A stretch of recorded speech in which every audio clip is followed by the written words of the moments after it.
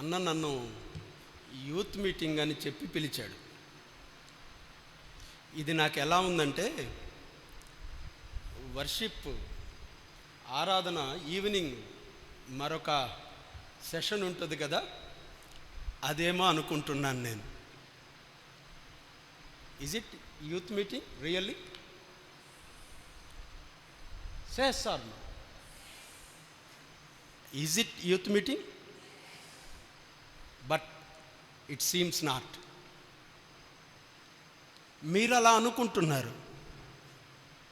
ఇది youth meeting అని మీరు అలా అనుకుంటున్నారు. నాకు అలా అనిపించటం లేదు. Do you know why?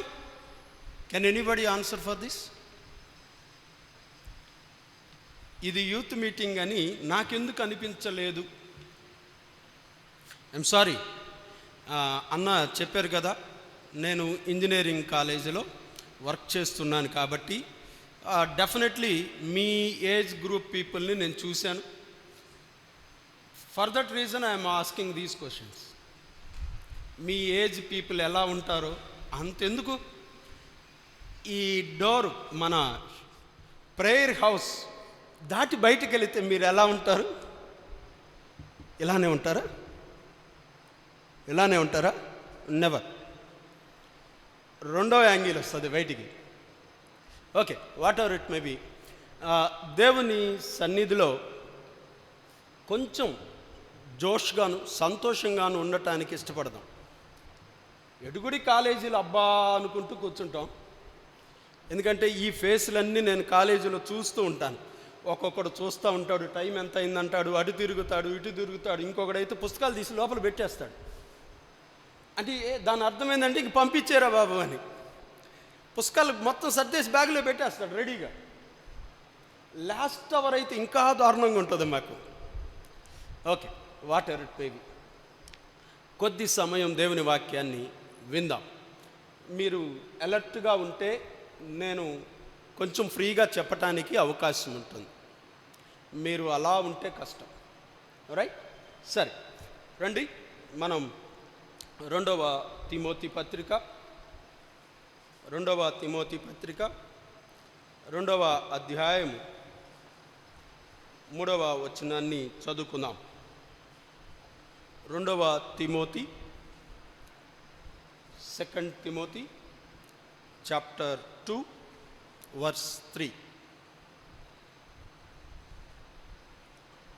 క్రీస్తు యేసు యొక్క మంచి సైనికుని వలె నాతో కూడా శ్రమను అనుభవించుము. And verse 4, please look at that. సైనికుడు ఎవడును యుద్ధమునకు పోవునప్పుడు తన్ను దండులో చేర్చుకొనిన వానిని సంతోషపెట్టవలనని ఈ జీవన వ్యాపారాలలో చిక్కుకొనడు. చిన్న ప్రార్థన చేసుకుందాం. జస్ట్ ఒక చిన్న ప్రార్థన. తండ్రి, మీ యొద్దకు సమీపించటానికి మీరు మాకు ఇచ్చిన అర్హతను బట్టి, యోగ్యతను బట్టి మిమ్మల్ని స్తుతిస్తూ ఉన్నాం.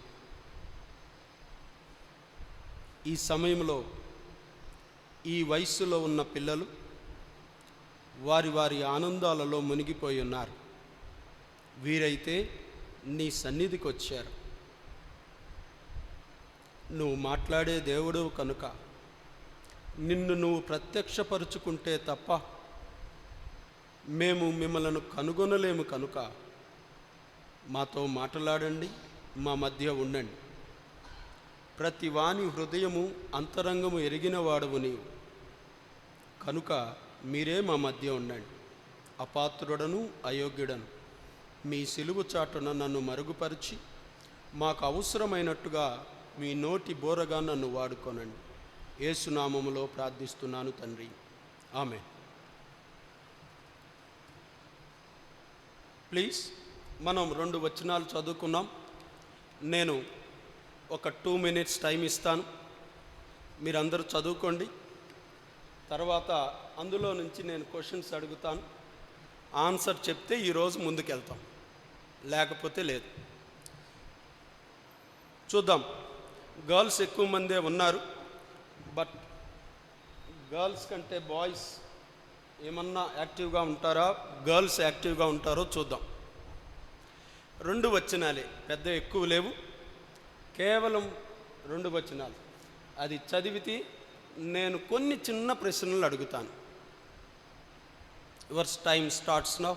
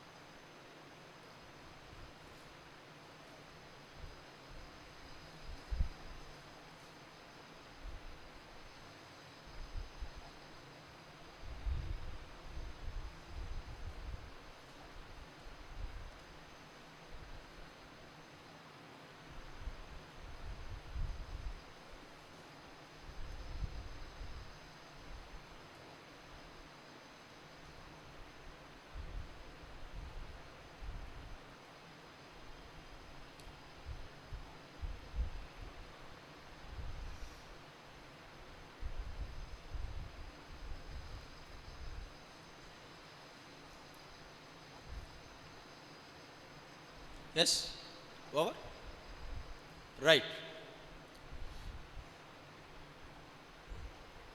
నేను చాలా చిన్న ప్రశ్నలు అడుగుతాను. ఈ 2 మాటలు ఎవరు ఎవరితో చెప్పారు?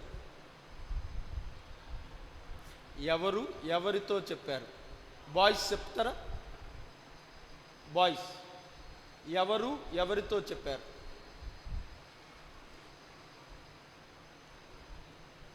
పేపర్ కష్టంగా ఉందా? చాలా. మీరు మా వల్ల కాదంటే వాళ్ళు చెప్పటానికి రెడీ. ఇవి ఎవరు ఎవరితో చెప్పారు? తర్వాత అబ్బా నేను చెప్పానా అని పక్కనోడికి చెప్పుకుంటే ప్రయోజనం లేదు. మీకు ఆన్సర్ తెలుసు, నేను జస్ట్ మిమ్మల్ని ఇన్వాల్వ్ చేయటం కోసమే క్వశ్చన్లు అడుగుతున్నాను. నువ్వు క్వశ్చన్ చెప్పలేదనుకో, ఆన్సర్ చెప్పలేదనుకో, కొట్టేది లేదు, మార్కులు తగ్గించేది లేదు. ఎవరు ఎవరితో చెప్పారు? Speak out please, speak out. మీరు వేస్ట్ అని ఒప్పుకుంటే వాళ్ళకి చెప్పేస్తాను. ఇంక చేయగలిగి మీ నోటితో మీరే ఒప్పుకోండి, వాళ్ళకి చెప్పేస్తాను. ఎస్, పౌలు, అబ్సల్యూట్లీ రైట్, వెరీ గుడ్. పౌలు తిమోతికి చెప్పారు, అంతే కదా?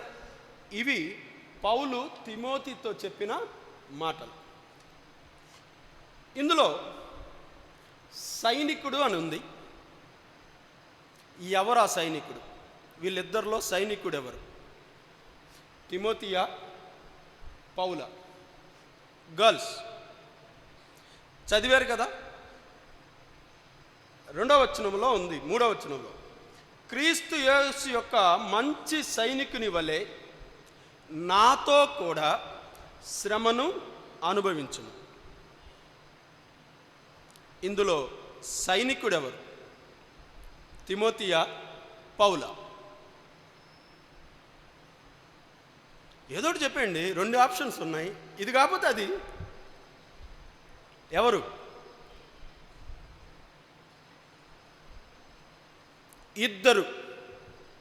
Is it right? ఇద్దరు సైనికులు, ఇద్దరు కూడా సైనికులు. నా ఇంకొక చిన్న ప్రశ్న మళ్ళీ అడుగుతాను. నా మీకేనా? ఇక్కడ మనం చదువుకున్న 4వ వచనంలో, 3వ వచనంలో, 4వ వచనంలో సైనికుడు ఉన్నాడు, మంచి సైనికుడు ఉన్నాడు. ఏమరి? సైనికుడు ఉన్నాడు, మంచి సైనికుడు ఉన్నాడు. ఇప్పుడు ఇద్దరు సైనికులని మనం చెప్పేసుకున్నాం. ఈ మంచి సైనికుడు ఎవరు ఇప్పుడు? పౌలా, తిమోతియా? మంచి సైనికుడు ఎవరు? పౌలా, తిమోతియా? బాయ్స్,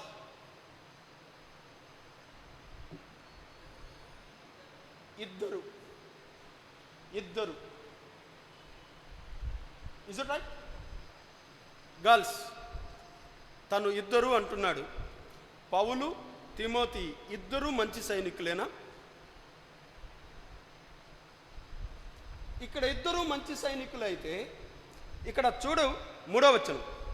పౌలు తిమోతికి చెప్తున్నాడు, క్రీస్తు యేసు యొక్క మంచి సైనికుని వలె నాతో కూడా శ్రమను అనుభవించు. మంచి సైనికుని వలె నాతో శ్రమను అనుభవించు అని చెప్తున్నాడు. నౌ టెల్ మీ, ఇద్దరు మంచి సైనికుల? ఒక్కళ్ళేనా? ఎస్, పౌలు మంచి సైనికుడు, తిమోతి సైనికుడు. ఇప్పుడు పౌలు తిమోతిని గైడ్ చేస్తున్నాడు. ఎక్కడికి గైడ్ చేస్తున్నాడు? మంచి సైనికునిగా ఉండమని గైడ్ చేస్తున్నాడు. సైనికుడు మంచి సైనికుడిగా ఎలా మారాలో ఇన్స్ట్రక్షన్స్ ఇస్తున్నాడు. You got my point? సైనికుడు మంచి సైనికునిగా ఎలా మారాలో ఇన్స్ట్రక్షన్స్ ఇస్తున్నాడు. అవి ఏంటో ఈరోజు మనం చూద్దాం. ఎస్, టుడే మన టాపిక్ ఏంటంటే transformation from soldier to good soldier. Soldier నుంచి, సైనికుని నుంచి మంచి సైనికునిగా ఎలా మారాలి? మంచి సైనికునిగా ఎలా మారాలి? వీళ్ళిద్దరూ బైబిల్లో చాలా గొప్ప వ్యక్తులు.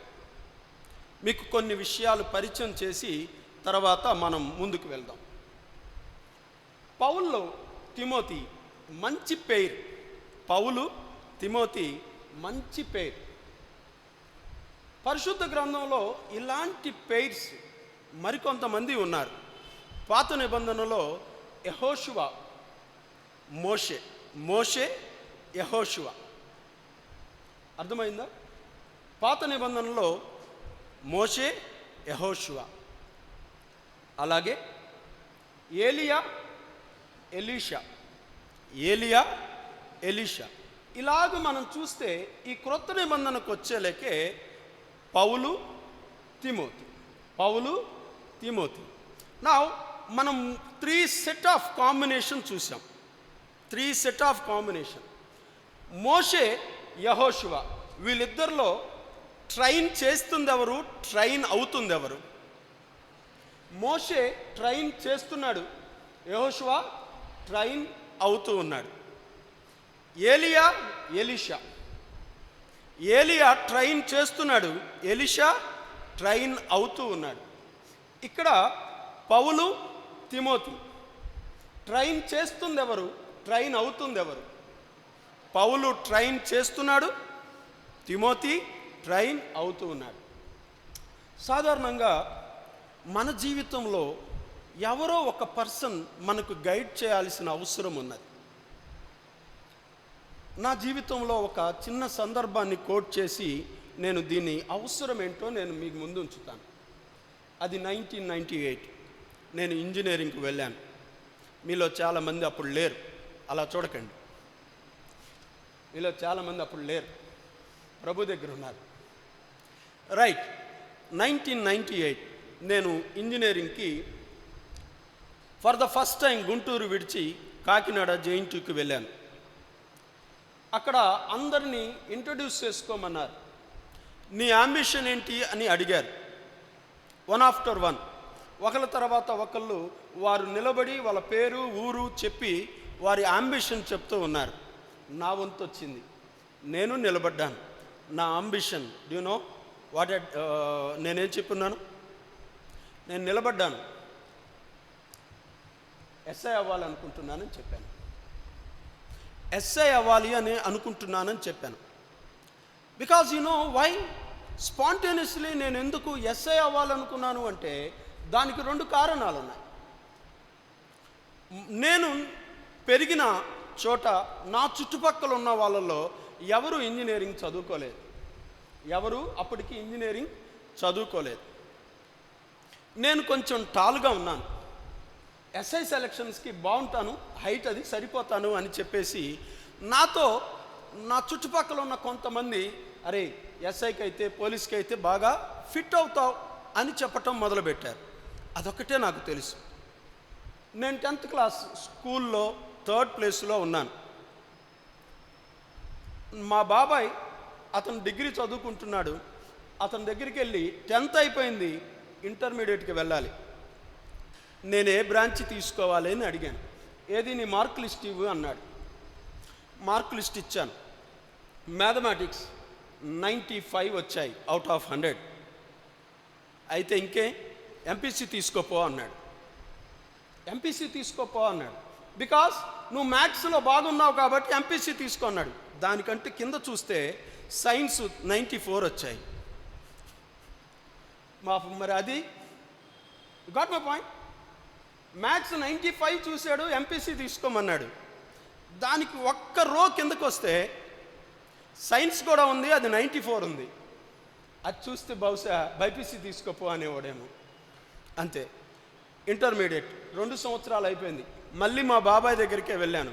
బాబాయ్ ఇంటర్మీడియట్ అయిపోయింది, వాట్ నెక్స్ట్ అని అడిగాను. ఏముంది ఎంసెట్ రాయి అన్నాడు. నాకు తెలియదు. For the first time EAMCET attempt చేశాను. జేఎన్‌టీయూ కాకినాడకి వెళ్ళాను. అక్కడ అడిగితే నేను చెప్పిన ఆన్సర్ నేను ఎస్ఐ అవ్వాలి, నేను ఎస్ఐ అవ్వాలి. మా professor still I remember the room, the place. Even 25 years నేను అది దాటి బయటకు వచ్చాను. నా ఇంజనీరింగ్ పూర్తి చేసి దాటి బయటకు వచ్చాను. 25 ఇయర్స్ స్టిల్ టుడే ఆ రూము, ఆ ప్లేసు, ఆ వర్డింగ్ నాకు ఇప్పటికీ జ్ఞాపకమే. నా జీవితాన్ని మార్చిన వర్డ్ అది. మా ప్రొఫెసర్ సురేష్ కుమార్ ఆయన అన్నాడు, డిగ్రీ ఎస్ఐ కోసం అయితే ఇంజనీరింగ్కి ఎందుకు, డిగ్రీకి వెళ్ళొచ్చు కదా అన్నాడు. Do you know why? Engineering 4 years, engineering 4 years, డిగ్రీకి వెళ్తే 3 ఇయర్స్. 3 ఇయర్స్లోనే నువ్వు ఎస్ఐ జాబ్కి నువ్వు అప్లై చేసుకోవచ్చు. కానీ ఇటు వస్తే 4 ఇయర్స్ వెయిట్ చేయాలి. నాకు చెప్పేవాడు లేడు, నాకు చెప్పేవాడు లేడు. టిల్ టుడే నేను దీని విషయమై బాధపడతాను. నేను ఇంజనీరింగ్ జాయిన్ అయ్యేటప్పుడు నాకు ఒక అంబిషన్ లేదు, నాకు ఒక గోల్ లేదు. అందుకనే నేను క్లాస్ తీసుకుంటున్న ప్రతి వ్యక్తికి నా క్లాసులో చెప్తాను, ఒక అంబిషన్ ఉండాలి. కారణం నాకు గైడ్ చేసే వాళ్ళు ఎవరు లేరు.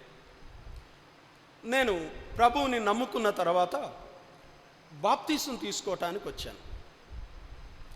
నేను బాప్తీసం తీసుకోవటానికి నిలవబడినప్పుడు మా గాడ్ సర్వెంట్ ఇలా అడిగాడు, నువ్వు ఎందుకు బాప్తీసం తీసుకుంటున్నావు అన్నాడు. దేవుడు నాకు ఒక వాక్యం బయలుపరిచాడు. అది దేవుని సేవకుని దగ్గరికి వెళితే బాప్తీసం తీసుకోమని దేవుడు చెబుతున్నాడు, అందుకని నేను బాప్తీసం తీసుకుంటున్నాను అన్నా.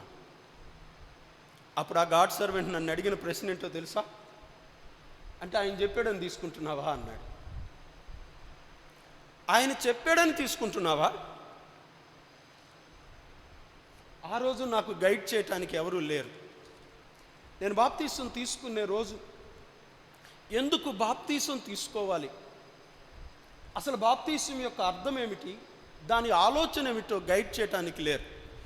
లిటరల్లీ నేను ప్రేయర్ చేసుకున్నాను. ఒకరోజు ఒక గాస్పల్ మీటింగ్కి బయట ఒక మీటింగ్కి అటెండ్ అయితే అది ఆ రోజు నేను ఎంత ఏడ్చి ప్రభు సన్నిధిలో వెళ్ళానో నాకు బాగా జ్ఞాపకం. ఆ రోజు వాక్యం అంతా బాప్తీసం మీదే. ఎందుకు బాప్తీసం తీసుకోవాలి, ఎప్పుడు తీసుకోవాలి, ఎలా తీసుకోవాలి. ఆ తర్వాత నేను వచ్చి ధైర్యంగా నేను బాప్తీసం తీసుకుంటాను. ఆయన అడిగిన ప్రతి ప్రశ్నకు ఆన్సర్ చెప్పగలిగాను. ఎందుకో తెలుసా? ఇవన్నీ అటు ఈ లోకపరంగా కానీ దైవికంగా కానీ మనల్ని గైడ్ చేయటానికి ఒక పర్సన్ ఉంటే బాగుంటుంది అని నాకు అనిపించింది. సో దాన్ని మనం మెంటార్ అంటాము. మా కాలేజీలో మాకు కూడా మేము మెంటార్స్గా ఉంటాం. మా పిల్లలు కొంతమందిని మాకు మెంటీస్గా మాకు అలాట్ చేస్తారు. వాళ్ళ భవిష్యత్తుకి సంబంధించి మేము వాళ్ళని గైడ్ చేస్తూ ఉంటాం. నా మరలా ఇక్కడికి వద్దాం. ఇక్కడ పౌలు కూడా తిమోతిని ఆ రకంగా గైడ్ చేస్తున్నాడు. అంత గైడ్ చేయాల్సినంత అవసరం ఏంటి? తిమోతి పరిస్థితి ఏమిటో ఒకసారి చూద్దామా? Can you please turn with me 1 Timothy 5:23 చూద్దాం. చూడండి, 1 తిమోతి 5:23.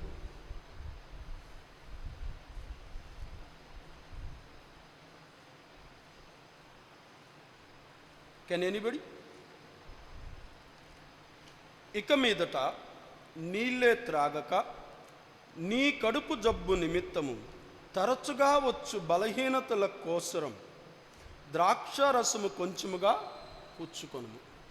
ఇది కూడా పౌలు తిమోతికే చెబుతూ ఉన్నాడు. ఈ వచనములో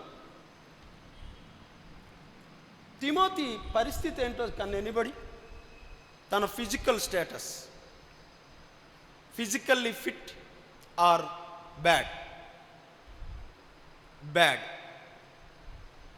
physically bad. How can you say that? ఆ వచనంలో ఏముంది? ఎలా చెప్పగలవు? ఆయనకేముంది? Please loudly. ఆయనకేముంది? కడుపు జబ్బు. కడుపుల నొప్పి కాదు. కడుపుల నొప్పి వేరు, కడుపు జబ్బు వేరు. నొప్పి టెంపరీ, అప్పుడుండి వెళ్ళిపోతుంది. జబ్బు అనేది క్రానిక్. అందుకని అక్కడ ఇంకో మాట కూడా వాడారు చూడండి, తరచుగా వచ్చు. ఆ మాట ఉందా? Did you find that? తరచుగా వచ్చు. సో రెగ్యులర్లీ తనకు శరీర బలహీనత ఉంది. హి వాజ్ సో వీక్. తను ఫిజికల్గా చాలా వీక్. సరే, మెంటల్ కండిషన్ ఒకసారి చూద్దాం. మెంటల్లీ అతను ఏమైనా స్ట్రాంగ్గా ఉన్నాడు అంటే 2 తిమోతి 1:7 చూద్దామా? 2 తిమోతి 1:7 మా చదువు తల్లి. దేవుడు మనకు శక్తియు, చదువు తల్లి.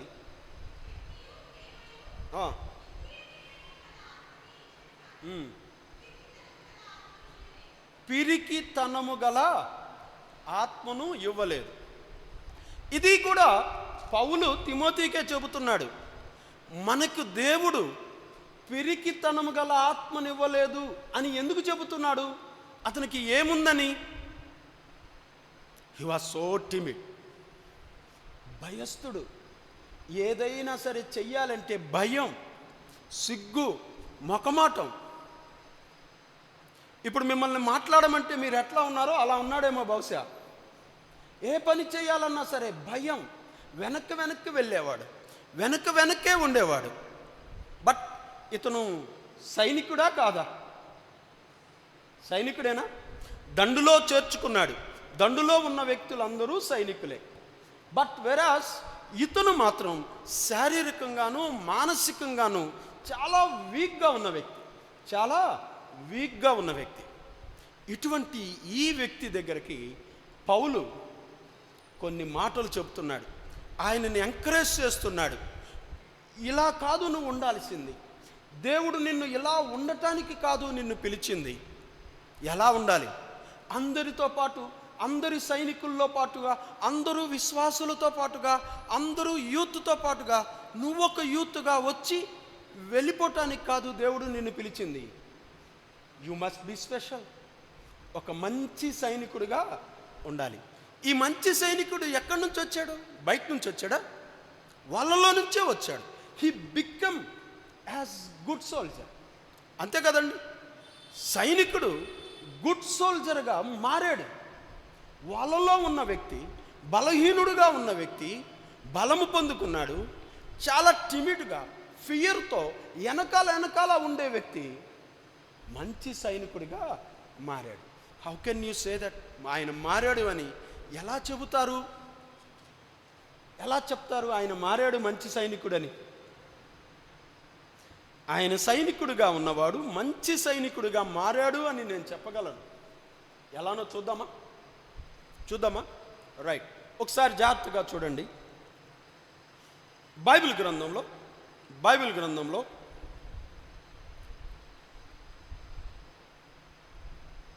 తిమోతి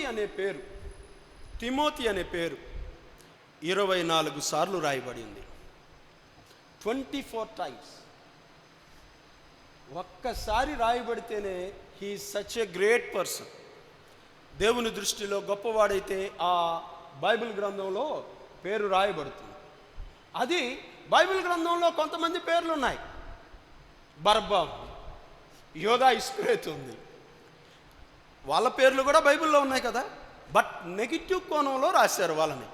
కానీ ఇతను బైబిల్ గ్రంథంలో 24 సార్లు 24 టైమ్స్ ఇతని పేరు పాజిటివ్గానే ప్రస్తావించబడింది.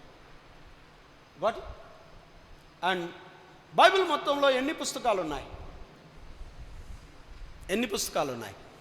66. ఓల్డ్ టెస్టమెంట్లో ఎన్ని ఉన్నాయి? 30. పక్కా చెప్పాలి. Old testament 39, new testament 27. నా ఈ తిమోతి ఓల్డ్ టెస్టమెంట్లో మనకు కనపడ్డు, న్యూ టెస్టమెంట్లో కనపడతాడు. న్యూ టెస్టమెంట్లో ఉన్న పుస్తకాలలో పౌలు రాసిన పుస్తకాలు ఎన్ని? 14. పౌలు రాసిన పుస్తకాలు 14. అందులో 2 పుస్తకాలు ఎవరి పేరు మీద రాశాడు? ఎవరికి రాశాడు? తిమోతికే. ఇప్పుడు దాకా మనం చెప్పుకున్నవి ఆయన పేరు 24 సార్లు ప్రస్తావించబడింది అనుకున్నాం కదా. అంత మాత్రమే కాదు, బైబిల్ పుస్తకం మొత్తంలో 2 పుస్తకాలు ఆయనకి కేటాయించాడు దేవుడు.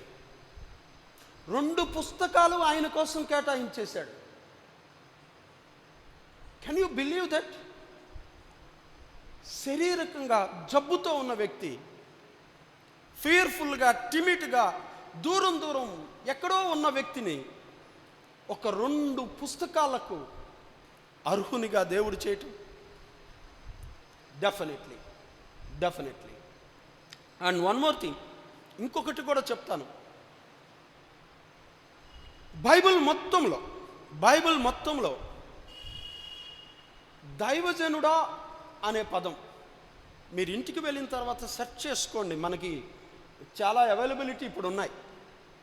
మెన్ ఆఫ్ గాడ్, దైవజనుడా అని పరిశుద్ధాత్ముడు చాలా కొంతమందినే పిలిచాడు. వారిలో పాత నిబంధనలోకి వచ్చేలేకే మోషే ఉన్నాడు, ఏలియా ఉన్నాడు, ఎలీషా ఉన్నాడు, సమూయేలు ఉన్నాడు. వీరిని దైవజనుడా అని పిలిచాడు. కొత్త నిబంధనలోకి వచ్చేలేకే దైవజనుడా, men of God, only 1 person, పరిశుద్ధాత్ముడు ఒక్క వ్యక్తికి మాత్రమే ఆ ట్యాగ్ ఇవ్వటానికి ఇష్టపడ్డాడు. He is none other than Timothy. పౌలు తిమోతిని ఉదహరిస్తూ దైవజనుడా అని సంబోధిస్తాడు. ఈవెన్ పౌలు కూడా అటువంటి పదం ఉపయోగించలేదు, కానీ తిమోతికి దైవజనుడా అని ఇవ్వటానికి పరిశుద్ధాత్ముడు ఏమాత్రం సందేహించలేదు. Such a great wonderful tag. ఇప్పుడు అందరూ చాలా ట్యాగ్స్ పెట్టుకుంటున్నారు. అందరూ ఇప్పుడు అపోస్తులే, అందరూ ఇప్పుడు రెవరెంట్సే, అందరూ గొప్ప ట్యాగ్స్ పెట్టుకుంటున్నారు. మనం పెట్టుకునే ట్యాగ్స్ కాదు, దేవుడిచ్చిన ట్యాగ్ ఇది, దైవజనుడా. అర్థమైందా? అంతేకాదు, ఈ తిమోతి పౌలు సంఘాలు స్థాపించిన తర్వాత ఆ సంఘాలను కట్టడానికి, ఆ సంఘాలలో ఉన్న పరిస్థితులు తెలుసుకోవటానికి, ఒకవేళ అక్కడ ఏమైనా డిస్ప్యూట్స్ వస్తే వాటిని పరిష్కరించటానికి, అలాగే అక్కడ ఏదన్నా తప్పుడు బోధలు, దుర్బోధలు వస్తే వాటిని చక్కదిద్దటానికి ఇంకొకరిని పంపించటానికి పౌలు ఇష్టపడలేదు. పౌలు దగ్గర తీతు ఉన్నాడు, ఎఫెతు ఉన్నాడు, చాలామంది ఉన్నారు. కానీ అటువంటి వాడు ఇంకొకడు నా దగ్గర లేడు అని సంబోధిస్తాడు. పౌలు ఏదైనా సమస్య వస్తే ఫస్ట్ గుర్తొచ్చే వ్యక్తి తిమోతి. సంఘములో కానీ ఏ పరిస్థితుల్లోనైనా పౌలుకి ఫస్ట్ గుర్తొచ్చే వ్యక్తి తిమోతి. అందుకనే పౌలుని ఏమని పిలుస్తాడో తెలుసా? తిమోతిని పౌలు నా కుమారుడా. చూడండి 2 తిమోతి 1 తిమోతి 2:1 మనం చదువుకున్న భాగం పైన ఉంది.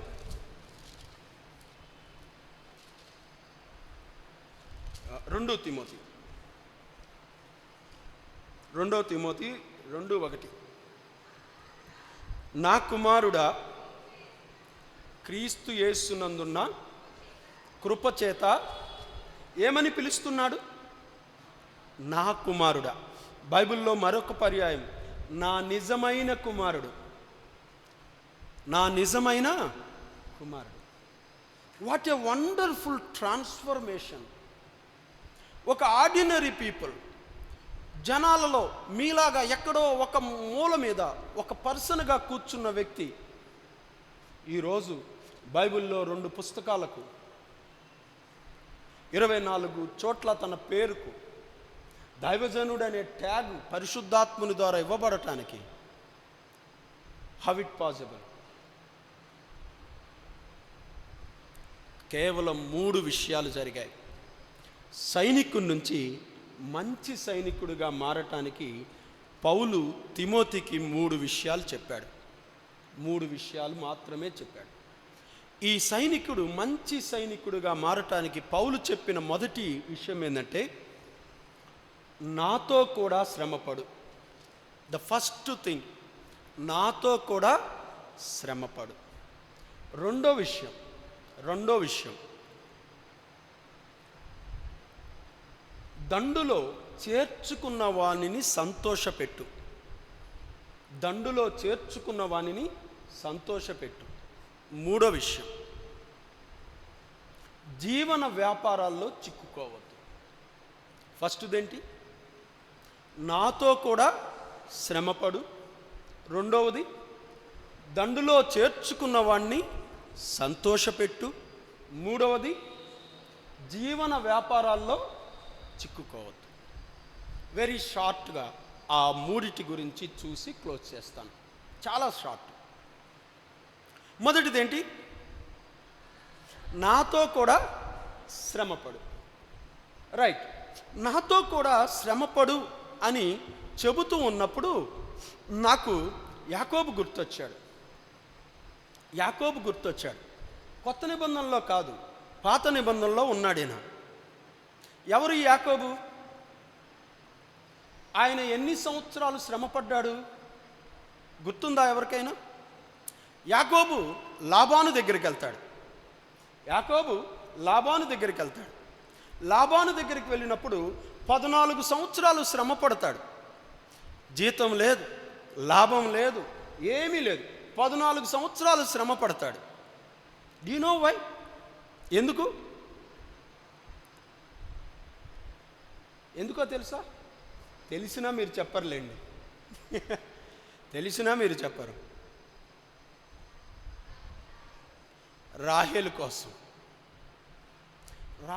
కోసం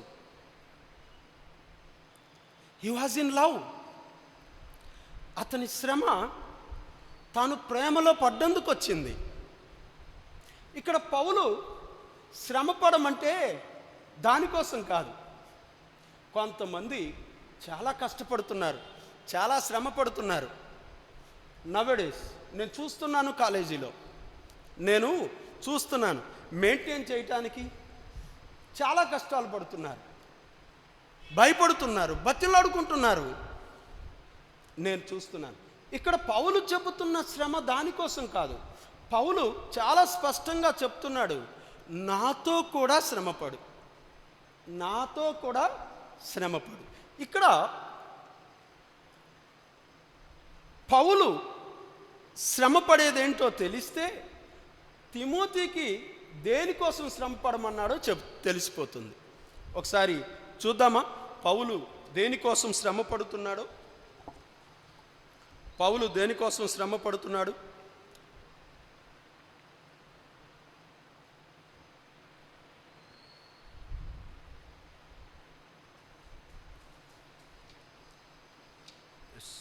ప్లీజ్ వెయిట్.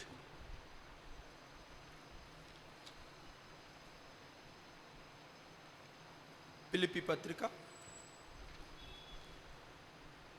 3వ అధ్యాయం 10వ వచనం. ఫిలిప్పీ పత్రిక 3వ అధ్యాయం 10వ వచనం. 3:10. ఏ విధము చేతనైనా మృతులలో నుండి నాకు పునరుద్ధానము కలగాలని ఆయన మరణం విషయంలో సమానమైన అనుభవం కావాలని ఆయనను, ఆయన పునరుద్ధాన బలమును ఎరుగు నిమిత్తము ఆయన శ్రమలో పాలివాడగుట చాలు. ఇప్పుడు నా వైపు చూడండి. పౌలు శ్రమ పడుతున్నాడు. ఎవరి శ్రమలలో పాలివాడవుతూ శ్రమ పడుతున్నాడు? యేసుక్రీస్తు శ్రమలలో ఇతను పాలివాడగుతున్నాడు. పౌలు తిమోతికి చెబుతూ నాతో కూడా శ్రమ పడమంటున్నాడు. ఇతను పడే శ్రమ ఏంటి అంటే యేసు ప్రభువుతో కూడా శ్రమ పడుతున్నాడు. ఆయన శ్రమలలో పాలివాడవుతున్నాడు అంటున్నాడు. కొలసీ పత్రికలో కూడా ఈ మాట ఉంటుంది. సంఘము కొరకు క్రీస్తు పడిన పాట్లలో కొదువైన వాటిని నా వంతు నా శరీరమందు అని పౌలు అంటాడు. ఈ సంఘము కొరకు క్రీస్తు శ్రమను అనుభవించాడు. వాటిలో కొదువైన వాటిని పౌలు నా వంతు నేను అనుభవిస్తున్నాను అన్నాడు. మరి నీ వంతు ఉంది కదా. తిమోతితో అదే చెబుతున్నాడు. నాతో పాటు శ్రమ అనుభవించు. ఏంటి ఈ శ్రమ? పునరుద్ధానాన్ని నేను రుచి చూడాలి. ఏ విధము చేతనైనా సరే నేను పునరుద్ధాన బలము అనుభవించాలి. ఒకరోజు ప్రభు వస్తాడు. ఒకరోజు ప్రభు తప్పకుండా వస్తాడు. ఆ రోజు మనల్ని ఆయనతో పాటు తీసుకొని వెళతాడు. ఈ మధ్యకాలంలోనే దీని మీద మనం విన్నాం. పునరుద్ధానము. పునరుద్ధానం అంటే ఏమిటో తెలుసా? ఆయన వచ్చినప్పుడు నీవు ఆయనతో కూడా వెళ్ళాలి. ఆయన వచ్చినప్పుడు నువ్వు ఆయనతో కూడా వెళ్ళాలి. లేక ప్రయోజనం ఏంటి? ఈ రకంగా కూర్చొని ఇంత సమయం వెచ్చించి ప్రయోజనం ఏమిటి? ఏ విధము చేతనైనా సరే ఆ పునరుద్ధానము నాకు కావాలంటే నేను ఎంత శ్రమైనా అనుభవిస్తా, ఎంత కష్టమైనా అనుభవిస్తా, ఎంత బాధైనా అనుభవిస్తా. ఇతను శ్రమ దేనికోసం? పునరుద్ధానం కోసం. పునరుద్ధానం కోసం. రెండవది చెబుతాను. పునరుద్ధానం అంటే ఏమిటి అంటే బలహీనతల్లో నుంచి లెగవటం. ఏదైతే నిన్ను బలహీనతలలో అట్టి పెడుతుందో, ఏదైతే నీకు నువ్వుగా బయటికి రాలేకపోతున్నావో దానిలో నుంచి బయటికి రావటమే పునరుద్ధానం. మరణం మనిషి యొక్క బలహీనత. మరణానికి బలం ఉంది. ఆ బలము నుంచి విడిపించటానికే మన ప్రభువు పునరుద్ధానుడయ్యాడు అని చెప్తున్నాం. ఈ లోకంలో యవన కాలంలో నీకు నాకు చాలా బలహీనతలు ఉన్నాయి. బలహీనతలలో నీ దేవుడు నీతో కూడా ఉన్నాడు అని గుర్తుపెట్టుకుంటే ఆ పునరుద్ధాన బలం ఏంటో నువ్వు రుచి చూస్తావు. మీకు ఆ పుస్తకం ఉంటుంది. అందులో ఒక యవనస్తుడు ఇలాగూ మాట్లాడతాడు. నా శత్రువా, నా మీద అతిశయించవద్దు. నేను కింద పడినా తిరిగి లెగుస్తాను. కొన్నిసార్లు నీ బలహీనతల్లో నువ్వు పడిపోతున్నావు, నీ బలహీనతల్లో నువ్వు జారిపోతున్నావు, నువ్వు వెనక్కి వెళ్ళిపోతున్నావు. కానీ తిరిగి లెగవటానికి శ్రమపడు, తిరిగి బలపడటానికి శ్రమపడు, తిరిగి పుంజుకోవటానికి శ్రమపడు. పునరుద్ధాన శక్తి, పునరుద్ధాన బలము కూడా నీకు తోడుగా ఉంటుంది. ఇదే పౌలు నాతో కూడా శ్రమపడమన్నాడు కదా. ఇదే పౌలు నేను మంచి పోరాటం పోరాడాను అని చెప్పాడు కదా. ఇదే పౌలు ఇంకొక మారు ఏమన్నాడు తెలుసా? నేను ఇదివరకే గెలిచాను అనుకోవటం లేదు, నేను గెలిచానని తలచటం లేదు. అంటిల్ మనము చనిపోయేంత వరకు we're in a battlefield. Don't give up. నువ్వు శ్రమ పడవలసింది దేనికో తెలుసా? పోరాడటానికి. గివ్ అప్ కాదు, మరొక ఛాన్స్ ఉంది. ఆఫ్టర్ ఆల్ మనం చదువుకుంటున్న మన చదువులో మనం బీటెక్ కానీ డిగ్రీ కానీ మరి ఏదైనా సప్లిమెంటరీ ఉండి నిన్ను పురికొల్పుతున్నారు, మళ్ళీ పాస్ అవటానికి ఛాన్స్ ఇస్తున్నారు, మళ్ళీ నిన్ను ఎంకరేజ్ చేస్తున్నారు. వై? ఇందులో ఎందుకు లేదు? పడిపోయిన చోటే నీ దేవుడు వదిలేస్తాడు అనుకున్నావా?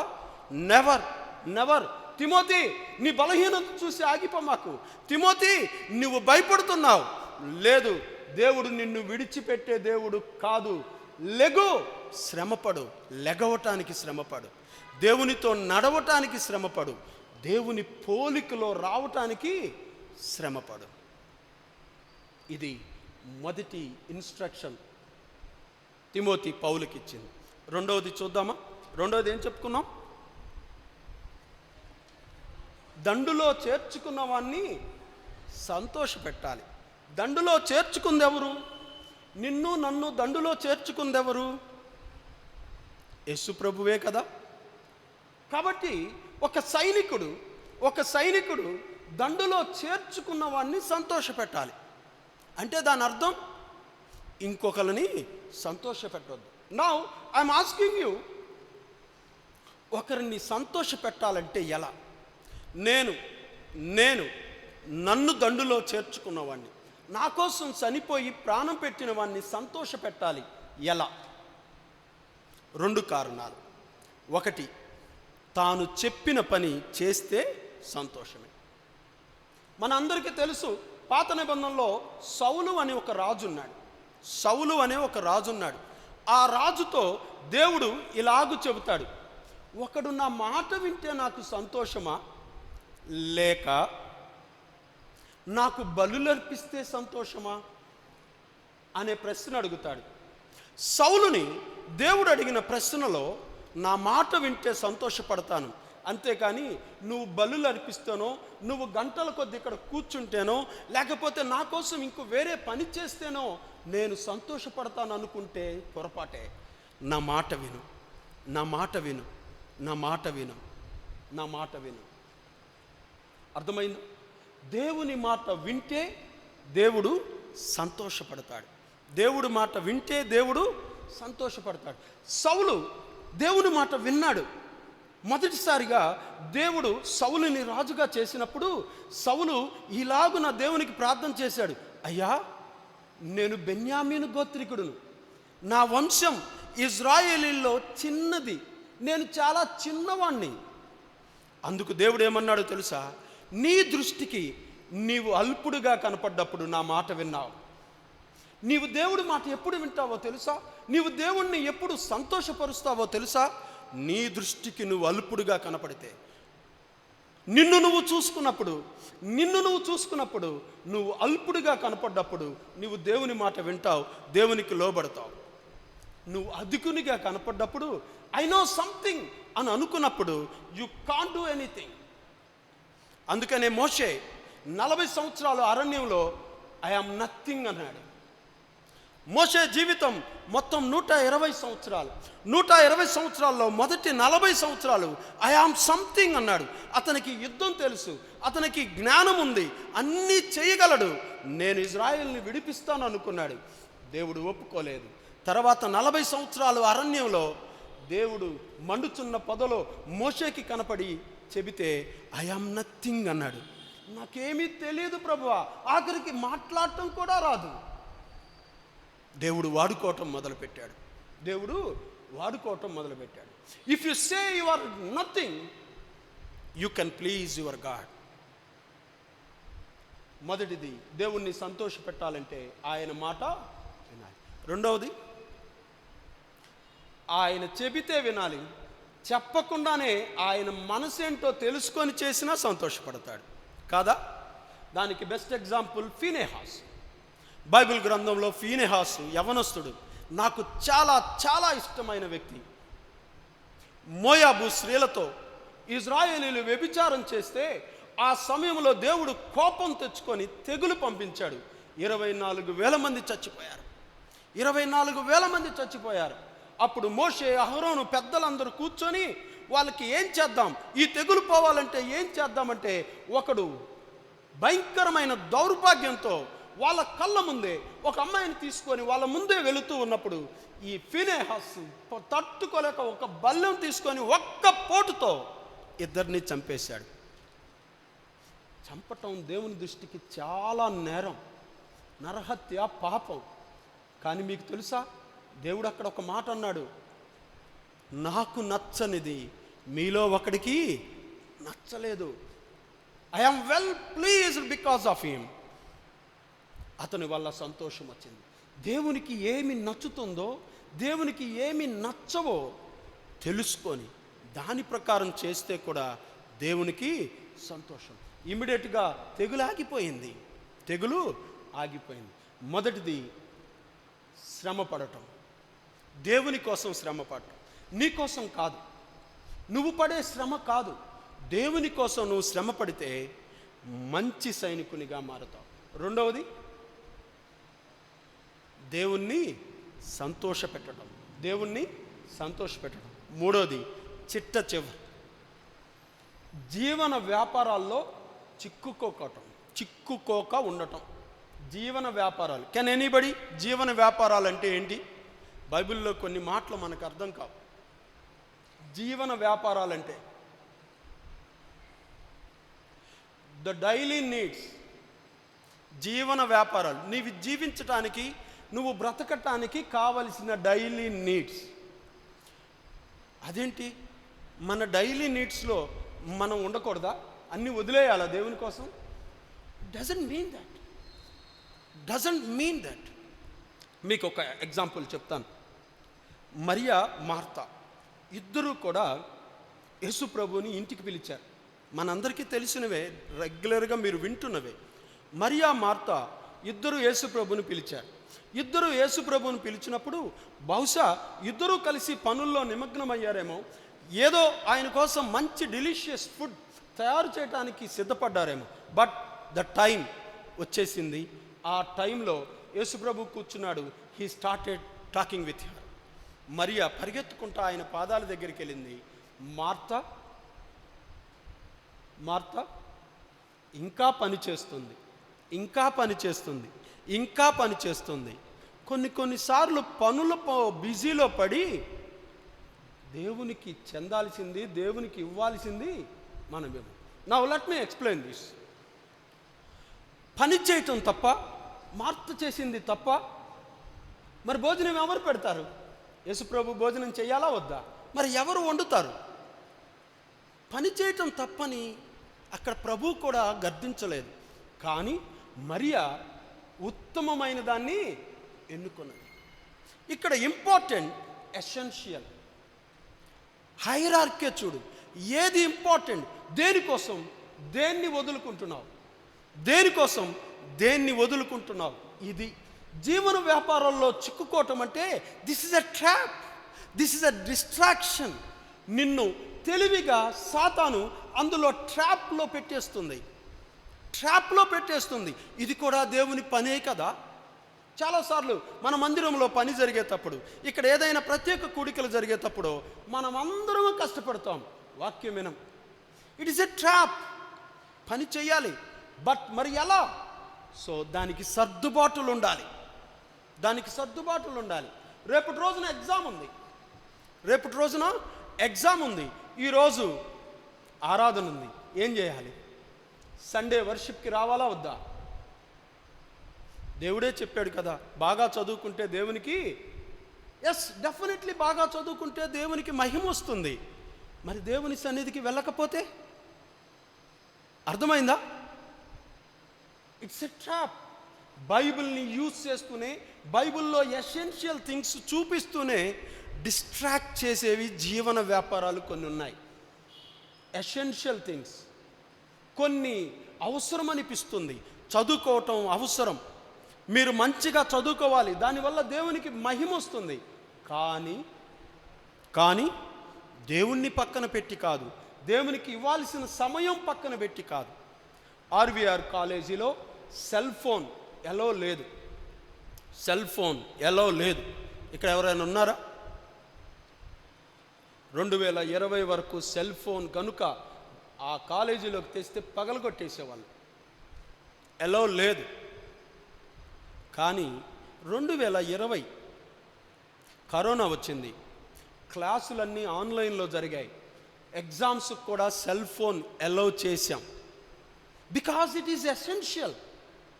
సెల్ ఫోన్ ఎసెన్షియల్ ఆ టయానికి, ఆ రోజుల్లో. కానీ ఇప్పుడైతే ఎలా ఉందో తెలుసా? మా ముందే ఫోన్ మాట్లాడుకుంటున్నారు. ఖాళీ దొరికితే ఒక చెట్టు కింద కూర్చొని పబ్జీ ఆడుతున్నారు. ఖాళీ దొరికితే ఒక చెట్టు కింద కూర్చొని వీడియో గేమ్స్ ఆడుతున్నారు, లేదా యూట్యూబ్ చూస్తూ ఉన్నారు. మాకు చాలా బాధ వేస్తుంది. నేను ఈ ఎగ్జాంపుల్ ఎందుకు చెప్పానో మీకు తెలుసు.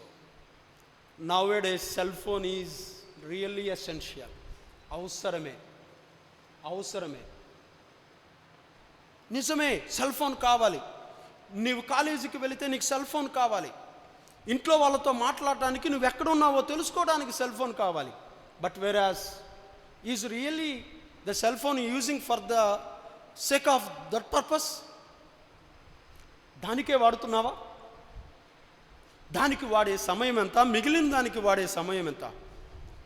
ఈరోజు ఈ ప్లేస్లో ఉండి నిన్ను ఒక ప్రశ్న అడుగుతున్నాను. ఇఫ్ ఇట్ ఈస్ పాసిబుల్, ఇప్పుడు కాకపోయినా ఇంటికి వెళితే ఇది దేవుని మాటగా తీసుకొని ఒక వైట్ పేపర్ తీసుకో. Can you please right it on a white paper. ఉదయాన్నే ఎన్నింటికి లేచావు, తర్వాత ఏం చేసావు, ఎవ్రీథింగ్ నోట్ చేయి, నిద్రపోయేంత వరకు. అండ్ నెక్స్ట్ డే ఎగ్జామిన్ చేయి. వాటిలో అవసరమైనవి, అనవసరమైనవి ఏంటి? జీవన వ్యాపారాల్లో డిస్ట్రాక్ట్ చేస్తున్నవేంటో నువ్వు తెలుసుకొని పక్కకు రాకపోతే నీవు సైనికునిగానే మిగిలిపోతావు, మంచి సైనికునిగా మారలేవు. And the last but not least, I would like to give one information regarding Timothy. It is after death of Jesus Christ, 67, అది 67వ సంవత్సరం. తిమోతి అనే ఆ వ్యక్తిని ఎఫెసు పురవీధుల్లో పెద్ద దుడ్డు కర్రలు తీసుకొని కొట్టి ఊరిలో పరిగెత్తిచ్చి కొట్టి చంపేశారు. ఎందుకో తెలుసా? ఆ ఊరిలో ఒక తిరణాలు జరుగుతుంది. అది ఒక అర్తమీ దేవి అనే ఒక దేవతకు సంబంధించిన తిరణాల. ఆ తిరణాల్లో విగ్రహాలు, ఆ తిరణాల్లో భయంకరమైన అసాంఘిక పరిస్థితులు ఉంటున్న సమయంలో ఈయన నిలబడి ధైర్యంగా ఇది తప్పు అని బోధించాడు. ఇది తప్పు అని బోధించినందుకు కర్రలతో కొట్టి చంపేశారు.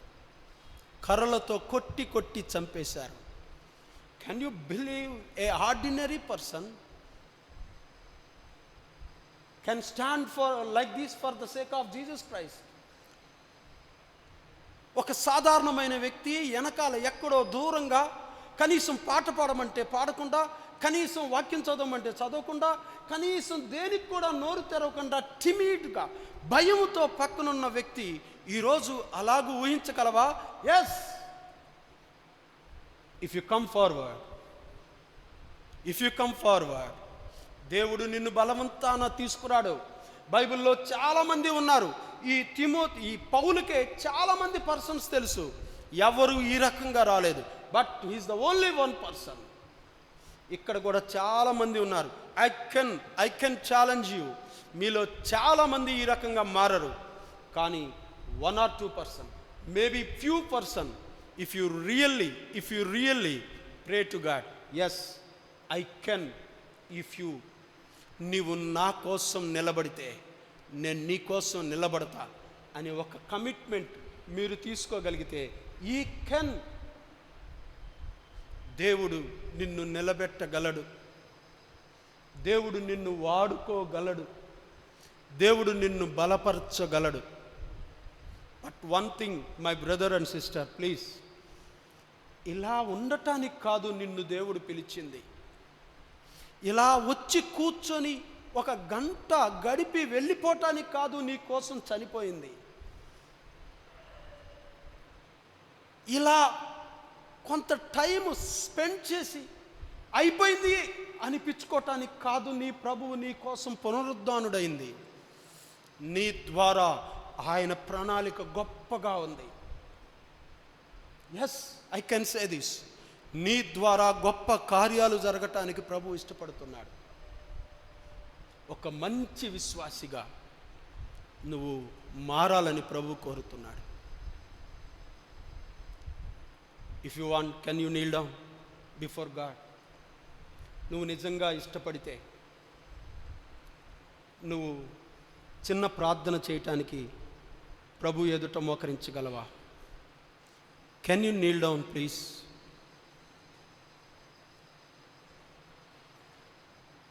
ఐ హోప్ మనమందరము దేవుని బిడ్డలమే కాబట్టి we have a great respect on God.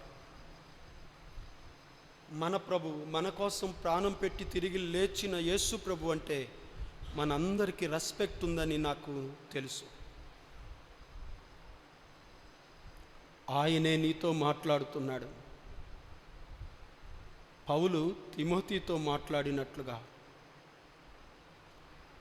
నీకోసం చనిపోయిన దేవుడు ఈ మాట నిన్ను అడుగుతున్నాడు. నీ స్థానంలో నేను చనిపోయాను, నీకు బదులుగా నేను శ్రమపడ్డాను, నీకోసం నేను సిలువలో వేలాడాను, నీ జీవితాన్ని నేను తీసుకున్నాను, నీ మరణాన్ని నేను తీసుకున్నాను, నీ పాపాన్ని నేను తీసుకున్నాను, నీ శాపాన్ని నేను తీసుకున్నాను. నా లైఫ్ నువ్వు తీసుకుంటావా? నా స్థానంలో నువ్వు బ్రతుకుతావా? If you really yes my Lord, if you can say yes my Lord, say to God, please hold my hand. నా చేయి పట్టుకో. నాకైతే వల్ల కాదు, కానీ నువ్వు చెబుతున్నావు కాబట్టి, ఈరోజు నువ్వు మాట్లాడావు కాబట్టి నేను నిలబడతా. నువ్వెలా కావాలంటే అలా నన్ను వాడుకో. ఇన్నాళ్ళైతే నా వల్ల కాలేదు, ఇన్ని రోజులైతే నా వల్ల కాలేదు, నేను ప్రయత్నించాను, ఫెయిల్ అయ్యాను. ఈరోజు నువ్వు చెప్పావు కాబట్టి నీ మాట కోసం నేను నిలబడతా. నన్ను నిలబెట్టు, నన్ను నిలబెట్టు ప్రభువా. తిమోతిని మార్చినట్లుగా నన్ను మార్చు.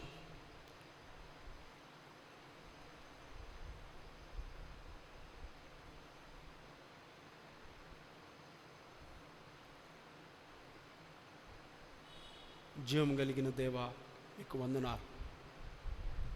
మీరు మా మధ్య ఉన్నారు, మీరు మాతో మాట్లాడారు. ప్రియ బిడ్డలు నీ ఎదుట మోకరించి వారు ఏమి ప్రార్థన చేస్తున్నారు, ఏమి నిన్ను అడుగుతున్నారో నువ్వు వింటున్నావు. వారి అంతరంగము తెలుసు, వారి హృదయము తెలుసు. లోపల బయటికి చెప్పుకోలేని వేదన నువ్వు చూస్తున్నావు. అయ్యా, సిన్సియర్గా నీకు రెస్పాన్స్ ఇస్తున్న బిడ్డలు, వారి చేయి చూపి సహాయం చేయమని అడుగుతున్న బిడ్డలు, ప్లీజ్ హెల్ప్ దెమ్ ఫర్దర్. వాళ్ళకి సహాయం చేయండి, వారిని నిలబెట్టండి. మరికొంతమంది రెస్పాండ్ అవ్వలేదు, టైం పాస్ చేస్తున్నారు. క్షమించండి, మరొక అవకాశం ఇవ్వండి. మీ నామ మహిమార్థమే నీ బిడ్డలను దీవిస్తూ ఉన్నాను.